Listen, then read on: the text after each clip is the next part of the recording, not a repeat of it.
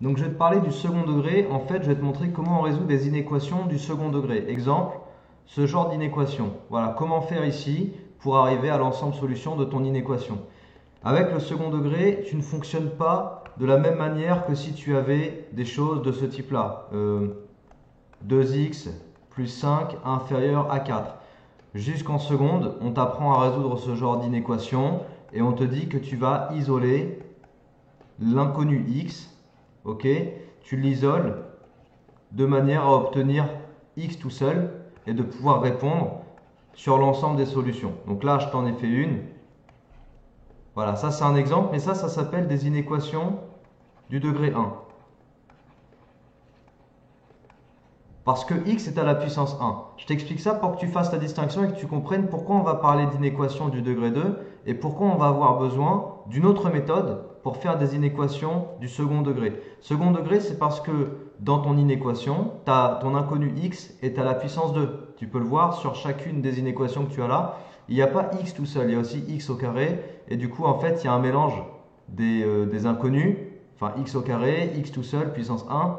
Et tu ne peux pas en fait tout regrouper. Donc il te faut un autre outil. Cet autre outil, ça va être tout le chapitre du second degré avec éventuellement la technique de la factorisation, avec l'étude d'un polynôme du second degré. Voilà, c'est toutes ces choses-là qu'on utilise.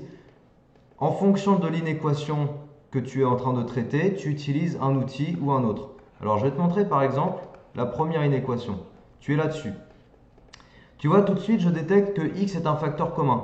Donc je factorise par x et je me retrouve avec une inéquation produit. Tu vois, j'ai un produit, parce que là j'ai fois, j'ai un produit de quoi? De deux fonctions affines.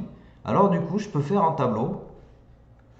Bien souvent, une inéquation de ce type-là, ça se termine de toute façon par un tableau. Un tableau, en fait, qui va me permettre d'étudier le signe de ma quantité, parce que la quantité x fois x moins 2, on s'intéresse à savoir quand est-ce qu'elle est négative. Du coup, il nous faut son signe sur R. Et donc dans mon tableau, comme je te disais, on va aller regarder le signe de x, le signe de x-2 et pour finir, le signe du produit. Et on est sur R, donc x va de moins l'infini à plus l'infini. Par contre, pour chacune des fonctions, il faut savoir comment étudier le signe. Bon là, tu es sur de la fonction affine. Si tu n'es pas à l'aise sur les signes de fonction affine, regarde ma vidéo qui traite des signes de fonction affine. Petite vidéo courte qui récapitule exactement ce qu'il faut savoir. Mais x s'annule en 1. Comment je sais en 0? Comment je sais que x s'annule en 0? Parce que je vais aller poser tout simplement, on va faire ça en parallèle, je vais aller poser x égale 0. Bon, j'ai rien à résoudre. X égale 0, la solution c'est 0. Donc je sais que x s'annule en 0. Donc je colle un 0 et je trace une colonne. Ensuite, x-2, où est-ce qu'il s'annule x-2? Pour le savoir, je vais le poser. x-2 égale 0, ça équivaut à x égale 2. Donc en fait, x-2 vaut 0 quand x égale 2. Donc je place 2, je trace une colonne. Et donc là, x-2 va être égal à 0 quand x égale 2, d'accord? Et x sera égal à 0 quand x égale 0. Bon. Et après, tu utilises ta règle des signes de fonction affine pour remplir les signes dans chaque case. X, fonction affine de coefficient directeur qui vaut 1, puisque tu as 1 devant le x. Donc a est positif. Signe de a après la valeur qui annule, après 0. x-2, pareil, son coefficient directeur vaut 1. Il est donc positif. Donc signe de A après la valeur qui annule, négatif avant. Ensuite, tu appliques pour conclure ta règle des signes. Moins par moins plus par moins moins, et plus par plus plus. Tu places tes zéros parce que 0 annule le produit et 2 annule aussi le produit, d'accord? 0 est une racine de x fois x-2 et 2 est une racine de x fois x-2, d'où le placement des zéros qui sont ici. Et après, tu vas pouvoir répondre à la question posée. La question posée, c'était quand est-ce que x carré moins 2x est négatif? Autrement dit, quand est-ce que x fois x moins 2 est négatif? Il est négatif ici. Et on voulait savoir quand est-ce qu'il est strictement négatif. Du coup, on ne prend pas 0 et on ne prend pas 2. Et on peut répondre à la question en mettant l'ensemble des solutions. L'intervalle des solutions, c'est de 0 à 2 et mes crochets sont ouverts. D'accord? Voilà, ça c'est un premier exemple. Je te montre un deuxième exemple. Le deuxième exemple, ça va être celui-là. Donc là, tu vois, on est sur, encore une fois, une inéquation polynôme du second degré. Donc je te la réécris, 6x carré moins 15x plus 4 supérieur à moins 2. Donc là, ce qu'on va faire dans un premier temps, c'est de se ramener à une inéquation avec 0 dans un des deux membres. Donc je vais ajouter 2 en fait sur les deux membres. Et en ajoutant 2, ça va me faire 6x au carré moins 15x plus 4 plus 2 supérieur à moins 2 plus 2, 0. Après, tu réduis ici parce que 4 plus 2, tu peux calculer. 6x carré moins 15x plus 6 supérieur à 0. Donc tu te retrouves ici avec un polynôme du second degré dont on va aller chercher le tableau de signes. Et là, pour faire le tableau de signes, j'utilise quoi comme méthode? J'utilise la méthode avec le discriminant delta pour chercher s'il y a des racines. Et après, j'appliquerai le cours. Donc je commence delta égale b carré moins 4ac. Le b, il vaut moins 15, donc attention, on met bien des parenthèses. 4 fois 6 fois 6. Tu calcules ton discriminant, pardon. Donc, moins 15 au carré, moins 4 fois 6 fois 6. Tu obtiens 81. Ça tombe bien parce que c'est un carré exact. Il est positif, donc 2 racines. Les racines, je te rappelle, pour le vocabulaire, que ce sont les valeurs qui annulent une fonction. En l'occurrence ici, qui annule le polynôme du second degré.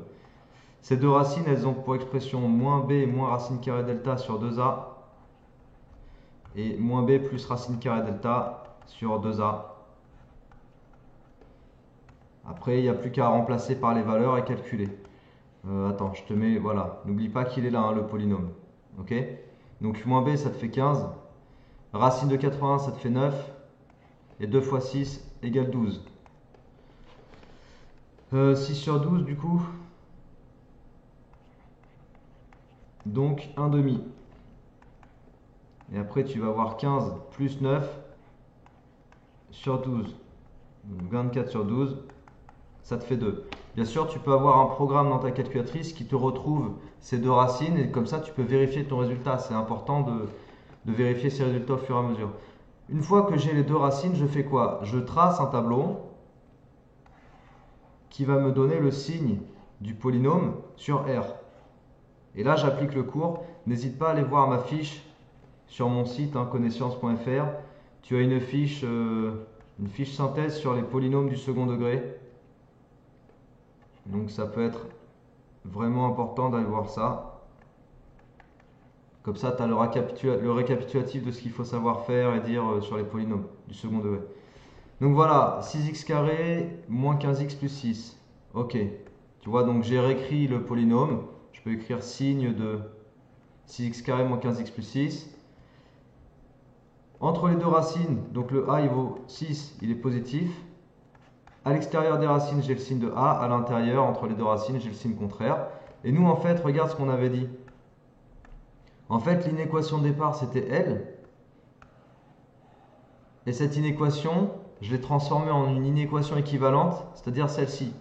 Donc les solutions de ces deux inéquations sont les mêmes. Et quand est-ce que mon polynôme 6x carré moins 15x plus 6 est positif? Je regarde le tableau positif ou nul.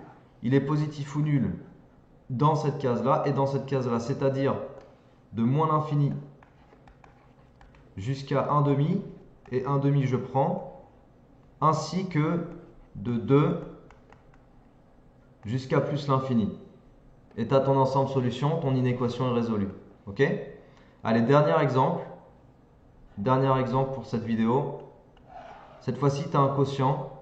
Donc là, en fait, il va falloir impérativement aller faire le signe du numérateur et le signe du dénominateur, et ensuite faire la synthèse dans ton tableau de signes. C'est-à-dire que tu dois étudier séparément, avant toute chose, tu dois étudier les deux éléments de ton quotient. Donc le premier, c'est ce trinôme. Je calcule son discriminant, toujours la même formule, b carré moins 4ac. Bon, après, ça, il faut que tu ailles vite sur le calcul, hein, parce que, voilà, comme je t'ai dit, tu peux faire un programme sur ta calculatrice qui te donne directement les valeurs. Comme ça, tu mets juste la formule pour ton prof, et puis après, tu mets le résultat, quoi. Donc, moins 4 au carré, moins 4 fois moins 3.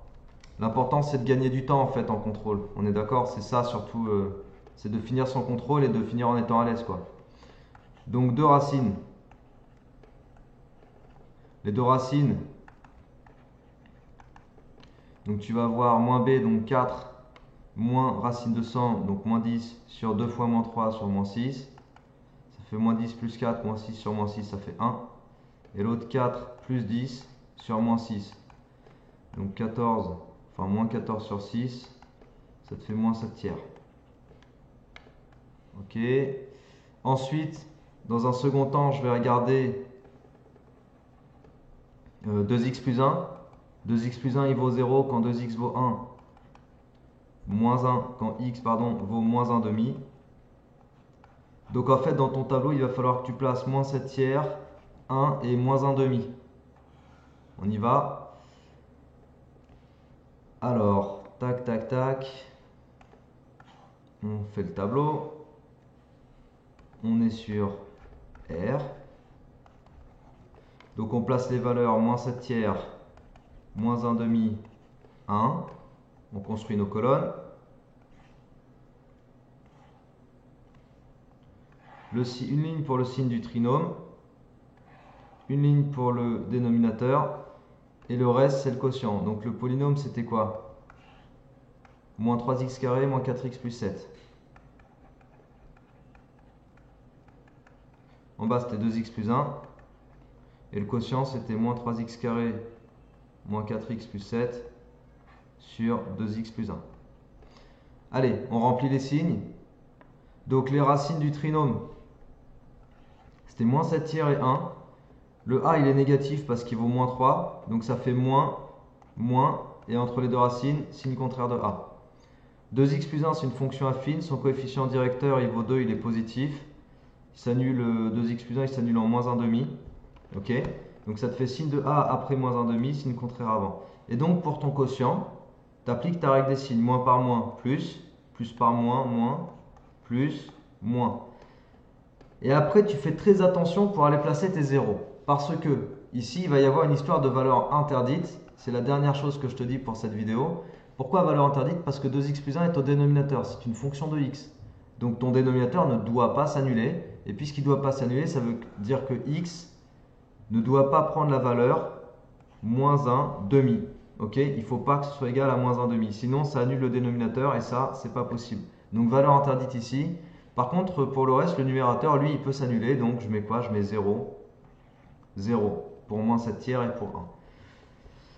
Et donc, on répond quand même à la question posée. La question posée, c'était de savoir quand est-ce que le quotient était positif ou nul. Tu vois, l'inéquation, c'était... attends, j'ai perdu ma page. L'inéquation, elle était ici.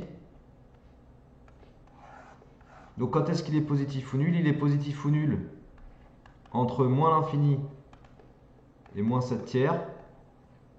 J'inclus parce que positif ou nul. Union. Moins 1 demi, j'ouvre.